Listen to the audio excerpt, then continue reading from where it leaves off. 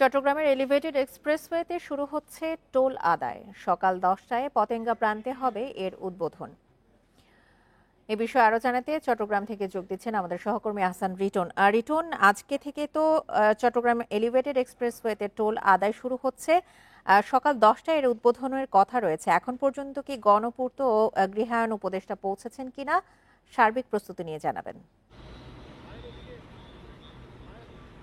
না, আজকে সকাল 10টায় চট্টগ্রামের যে 16 কিলোমিটার দীর্ঘ যে এলিভেটেড এক্সপ্রেসওয়ে সেটি উদ্বোধন করার কথা রয়েছে। তো এখনো পর্যন্ত আসলে গৃহায়ণ ও গণপূর্ত মন্ত্রণালয়ের উপদেষ্টা যিনি রয়েছেন আদিলুর রহমান খান, তিনি আসলে এখনো পর্যন্ত বিমানবন্দর থেকে এই যেখানে উদ্বোধন হবে সেখানে এসে পৌঁছাননি। আপনি দেখতে পাচ্ছেন যে নতুন করে এই এলিভেটেড এক্সপ্রেসের নতুন নামকরণ করা হয়েছে শহীদ ওয়াসিম আকরাম উড়াল সড়ক। এটি আগে নামকরণ করা হয়েছিল চট্টগ্রাম সিটি কর্পোরেশনের সাবেক মেয়র এবিএম মহিউদ্দিন চৌধুরীর নামে। এখন সেটি পাল্টে নতুন নামকরণ করা হয়েছে। আমরা দেখছি আসলে সকাল থেকেই এই বিষয়টিকে কেন্দ্র করে এখানে আসলে সাধারণ লোকজনের ভিড় ভাট্টা ক্রমশ বাড়ছে। আজকে প্রচণ্ড কুয়াশা, পাশাপাশি শীত রয়েছে, সব কিছুকে উপেক্ষা করে মানুষ এখানে আসতে শুরু করেছে। এবং আমরা দেখছি এইটিকে উদ্বোধন করার বিষয়টিকে মাথায় রেখে আমরা দেখছি আসলে চট্টগ্রাম উন্নয়ন কর্তৃপক্ষ থেকে শুরু করে যে সমস্ত প্রতিষ্ঠান এটির সঙ্গে জড়িত রয়েছে তাদের কর্তা ব্যক্তিরা এখানে এসছেন এবং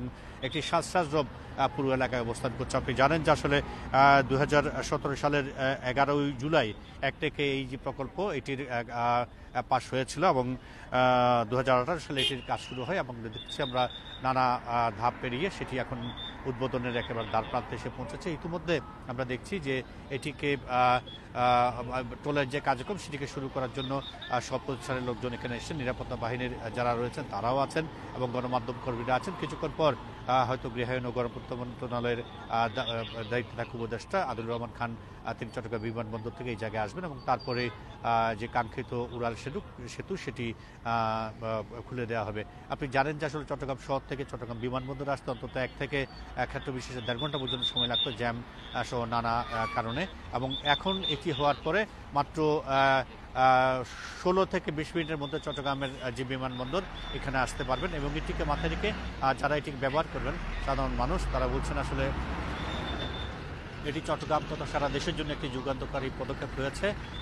টোলের বিষয়টি নিয়ে কেউ কেউ কথা বলছেন যে আসলে টোলটা বাড়তি, তবে অনেকেই বলছেন যে টোল বাড়তি হলেও তারা খুব দ্রুত সময়ের মধ্যে তারা নিজ গন্তব্যে পৌঁছাতে পারবেন। বিশেষ করে যারা বিদেশ যাত্রী রয়েছেন তারা অনেকেই আছে ইতিপূর্বে আসলে তারা সময়ের কারণে জ্যামের কারণে তারা আসলে বিমান ধরতে পারেনি। তারা মনে করছেন যে 200-100 টাকা বাড়তি হলেও তারা নিশ্চিন্তে তাদের গন্তব্যে পৌঁছাতে পারবেন। এ হচ্ছে চট্টগ্রাম থেকে আমার কাছে এলিভেটেড এক্সপ্রেসওয়ের উদ্বোধনের আগ মুহূর্তের খবর।